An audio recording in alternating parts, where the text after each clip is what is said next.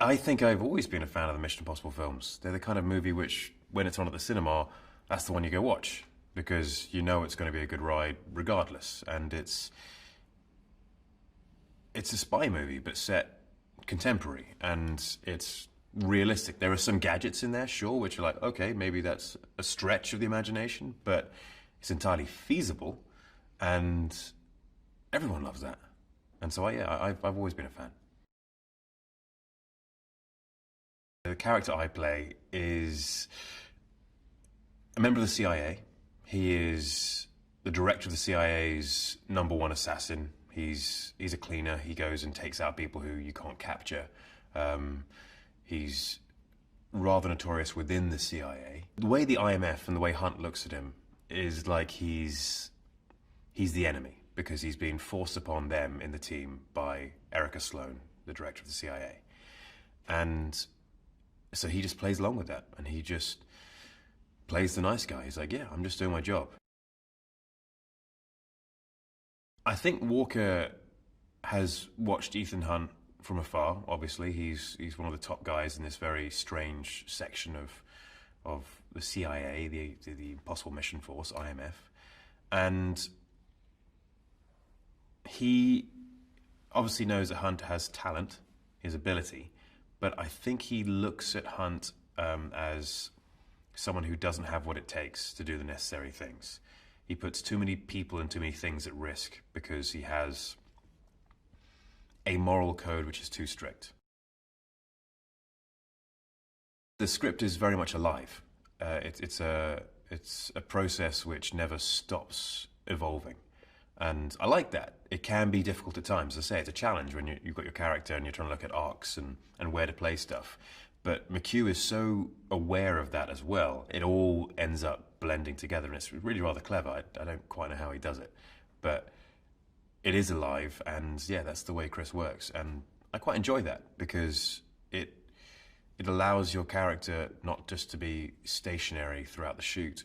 You are constantly moving and adjusting, much like humans in regular life. If you're going through intense scenarios, your opinions will be changing reliant upon the scenario that you went through. He's a very good writer, and he is very, very intelligent when it comes to writing character. And with these characters, it's very important to have complexity, and with that complexity, there's a sense of a real peril. He's excellent at making people, putting these characters into enormously stressful situations, and yet they survive somehow, or they grow, or they adapt and change and evolve. And the way he does that is interesting. I've been training with Wade Eastwood's team, his stunt team, Wade, who is second director and the stunt coordinator. And they are an excellent team, very, very talented bunch. I've made friends with a lot of them throughout the process, and it's been doing a lot of fight stuff with them. And on this movie, I've done stunts which I haven't done before. And so they've been training me and teaching me about the basics of each stunt. I mean, I've done fight stuff before, I've done light stunt stuff before, but this is definitely more involved. In previous movies, it's been on a green screen, and you've been hanging on a wire on a green screen, which is one thing, but when you're hanging off, I don't know, a 1,900-foot cliff on a wire, it's a little different. It feels different. If you're hanging out of a helicopter in New Zealand in the winter for an hour and a half each time, it's different rather than just doing it on a stage. It's real. It's at least partially real. And the danger's real, and the danger's there. The mission's famous for the actors doing their stunts. They let me do it, and I've loved it. It's been an incredible experience. The one which really sticks in my head a lot, just because it was quite grueling over the 2 weeks, was the helicopter in New Zealand. New Zealand winter, it's chilly, right? And we were flying over glaciers and stuff, and you think, that's fine, you're in a helicopter, you're indoors-ish. But my doors are open on my helicopter, and I'm leaning out of them most of the time. And so I'm not too sure how fast we're going. I'm assuming 80 miles an hour plus. I think it got down to -15. Being in a helicopter in New Zealand,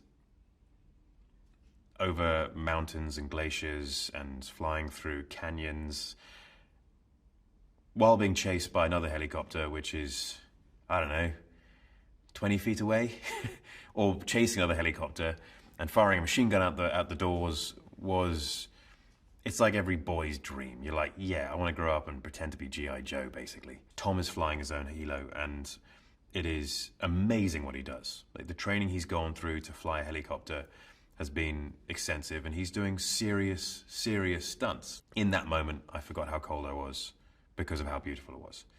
So, despite that cold, it was an incredible experience. One of the other stunts I did, which sticks in my mind, was Pulpit Rock in Norway, which is about 1,800 feet. The weird thing about that, you're standing up there and you realize how high it is. And then you're being backed off, you're walking off the cliff backwards because it's like abseiling. And it's so high and so sheer that it doesn't look real. I think it looks a bit like a painting from up there. So it didn't feel quite as bad until you're hanging down there while they're discussing the shot and the wind starts to pick up and you feel yourself just blowing side to side. You're like, I really hope this stuff holds. I trust you, Wade. And that was good fun. I loved that. As far as Walker's fight style is concerned, we wanted to make Walker different from Hunt. He's a trained assassin. He knows how to fight. His strengths lie more in brutality and a brawler style. It's more of a fight to kill, fight to completely disable so you can kill. Performing stunts with Tom Cruise, he's obviously very experienced with stunts, and I mean, aside from just performing stunts with Tom Cruise, which is pretty cool, it's a cool thing to be able to say. He's very experienced in this sort of stuff. He knows the angles, he knows what works, he knows that he needs to do his part of the stunt, and I do my part of the stunt, and whoever else involved does their part of the stunt. And from that, you end up with a winning formula. There's a connection between Tom and McHugh because they understand each other. They understand the same process. They are both working towards the same goal, which is a great story. And there's no ego involved. It's just making entertainment for an audience. And they've worked together before, and they both have particular styles. And so they've become accustomed to those styles. They can ultimately agree on something and produce a great piece from it. It's been a real journey, and what I like the most about this is that despite the long hours and the hard work, everyone has kept a wonderful personality about it. It's amazing to see. It's great to be a part of, and I think this is going to be the best one yet. I look forward to watching the movie myself.